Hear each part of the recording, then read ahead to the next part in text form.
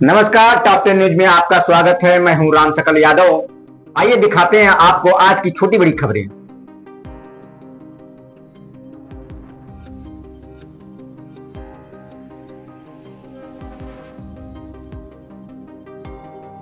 आजमगढ़ के दीवानी न्यायालय परिसर को बम से उड़ाने की धमकी के बाद हड़कंप मच गया। जानकारी मिलते ही एसएसपी के नेतृत्व में अधिकारी मौके पर पहुंचे और न्यायालय परिसर से सभी को बाहर कर दिया और सघन तलाशी अभियान जारी है।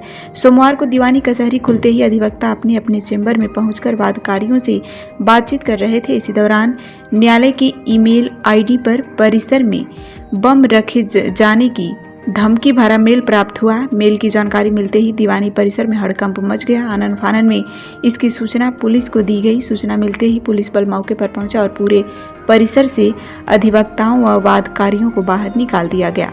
मुख्य गेट पर ताला बंद कर चारों तरफ से घेराबंदी की गई। इसके बाद बम निरोधक दस्ता और डॉग स्क्वाड की टीम पूरे परिसर की सघन जांच शुरू कर दी। चेकिंग के दौरान अधिवक्ता और अन्य लोग सड़क पर खड़े होकर जांच पूरी होने का इंतजार कर रहे हैं। वहीं इस संबंध में एसएसपी डॉक्टर अनिल कुमार ने बताया कि दीवानी न्यायालय के ईमेल पर बम रखे जाने संबंधित मेल आई है। एहतियातन के तौर पर जांच की जा रही है। इस संबंध में मुकदमा दर्ज कर अग्रिम कार्रवाई की जा रही है। उन्होंने कहा कि न्यायालय की सुरक्षा के लिए एक आरोपी और एक ओएसपी और इसकी बराबर मॉनिटरिंग भी हो रही है। अभी भी तलाश अभियान जारी है। मैम, किस तरह का अफरा तफरी का माहौल है और अब तक आप लोगों को क्या जानकारी मिली कि अंदर क्या होता है? जैसे हम लोग जब नियमित समय से कचहरी पहुंचे हैं तो पता चला है कि जांच टीमें जो है सबको बाहर कर दिया गया है और कहा गया है कि कचहरी परिषद में जो है बम पाए जाने की मतलब सूचना मिली है। मेल आया है और मेल बनारस के जिला जज साहब को आया है। उन्होंने फॉरवर्ड किया एसपी साहब को और वगैरह सबको। जो जानकारी मुझे मिली मैं वो बता रही हूँ आप लोगों को। अभी क्या स्थिति है, आप लोगों को क्या जानकारी मिली, कब तक अंदर जाने दिया जाएगा? अभी कुछ स्पष्ट नहीं हुआ है कि कब तक अंदर जाने दिया जाएगा और तमाम भीड़ें आप देख रहे हैं कि सारे अधिवक्ता बंधु जो है हमारे वो गेट के बाहर खड़े हैं। कितनी देर से आप लोग बाहर? कम से कम अब 10 बजे से लेके अभी तक तो खड़े ही हैं जो टाइम हो रहा है, तो 2 घंटे तो हो ही चुके हैं। करीब सूचना है कि 12:15 बजे बम फूटने की उम्मीद जताई गई है। 12:15 बजे। मेरा नाम निशांत राय टीपू है। वकील साहब, आज किस तरह का अफरा तफरी का माहौल है, क्या वजह है? जैसे हम लोग न्यायालय आते हैं तो हमें पता चलता है कि सुबह 6 बजे प्रशासन को मेल के द्वारा सूचना दी गई कि दीवानी परिसर में बम रखा गया है और उसके बाद से यहाँ पे सारे अधिवक्ता बंधु इकट्ठा हो गए और बाहर निकल आए कि यहाँ बम है। अफरा तफरी मच गई, प्रशासन आके अंदर बम की जांच कर रहा है और उसके बाद सभी लोग कार्य से विरत हो गए।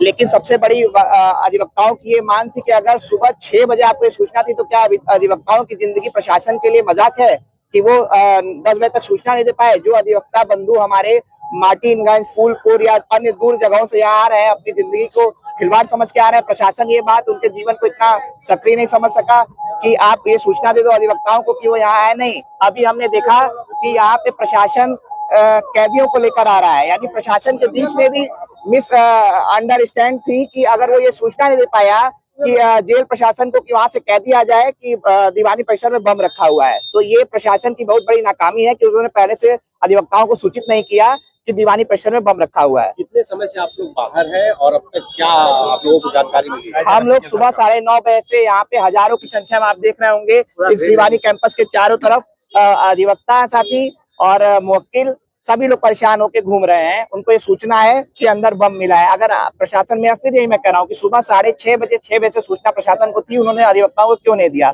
और दूसरी सबसे बड़ी बात कि अंदर अगर बम है तो इस बाउंड्री से सटे हुए इतनी भीड़ है, प्रशासन अभी तक हटवा नहीं पा रही है।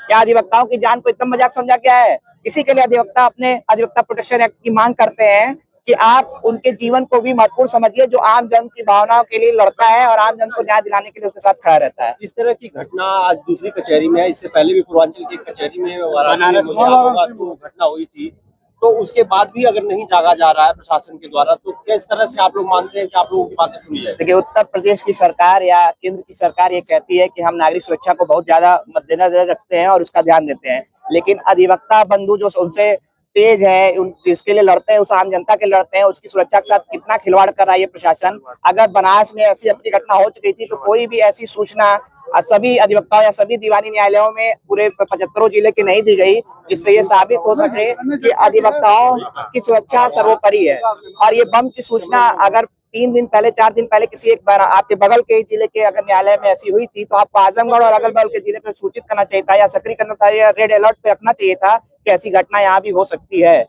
ओके सर, क्या प्रारंभिक सूचना आई और अब क्या अपडेट है?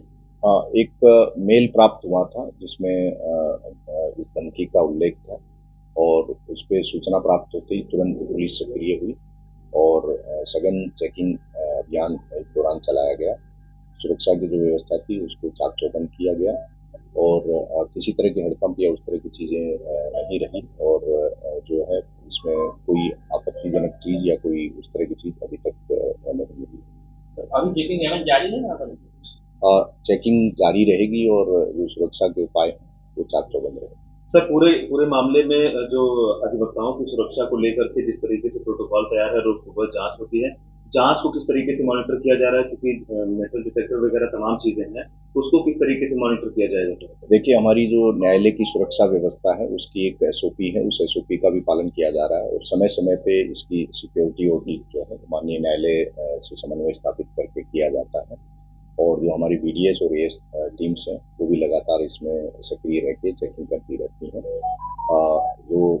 जो इसमें परिवादी आते हैं, न्यायालय है या जो भी वहाँ का स्टाफ कर्मचारी अधिकारीगण है, सबकी सुरक्षा सुनिश्चित की जाए। सर, जो मेल आया उसके आईपी एड्रेस की जांच करेंगे? उसमें ये किस स्रोत से आया है उसकी जांच चल रही है, हमारी टीम लगी हुई है। प्रदेश में और भी कई जगह सूचना है, क्या उसी कड़ी में है या इसकी जांच अभी की जा रही है। जांच में जो तथ्य सामने आएंगे आपको अवगत कराया जाएगा। इसमें अभियोग पंजीकृत करके आगे कार्रवाई की जाएगी। मेल सबसे जगह क्या स्रोत जो है उसके बारे में जानकारी की जाए।